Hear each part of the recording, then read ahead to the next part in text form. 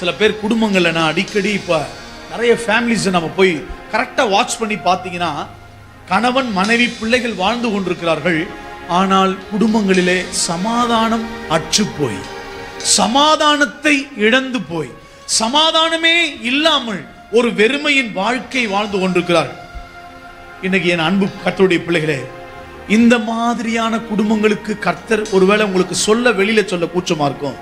ஆனா கடவுளுக்கு உங்களை தெரியும்.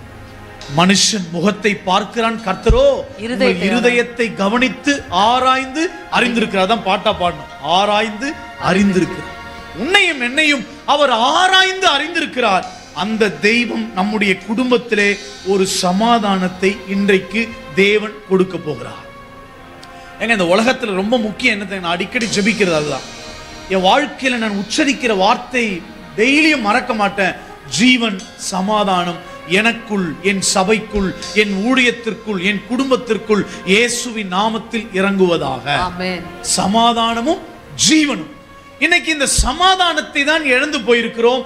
இந்த சமாதானத்தை இயேசு கிறிஸ்து நம்முடைய வாழ்க்கையிலே கொடுப்பதற்கு உண்மை உள்ளவராக இருக்கிறார்.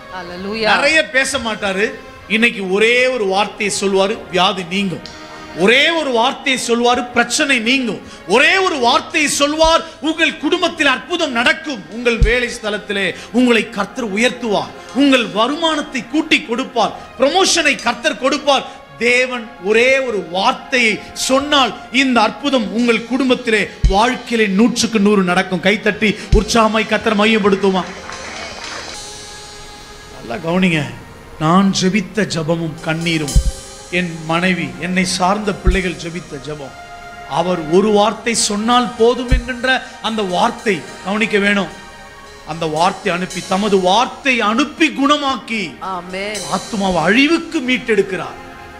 He is a supernatural God. Hallelujah. இயற்கைக்கு அப்பாற்பட்ட அற்புதங்களை செய்கின்றவர். ஆமென். அது வியாதியா இருக்கட்டும், பிரச்சனையா இருக்கட்டும், போராட்டமா இருக்கட்டும், பண நெருக்கடியா இருக்கட்டும், எந்த சூழ்நிலையா இருக்கட்டும், அந்த காரியத்தை இயேசு தம்முடைய வார்த்தையின் மூலமாய் நிச்சயமாய் விடுதலை கொடுக்க முடியும். ஆமென்.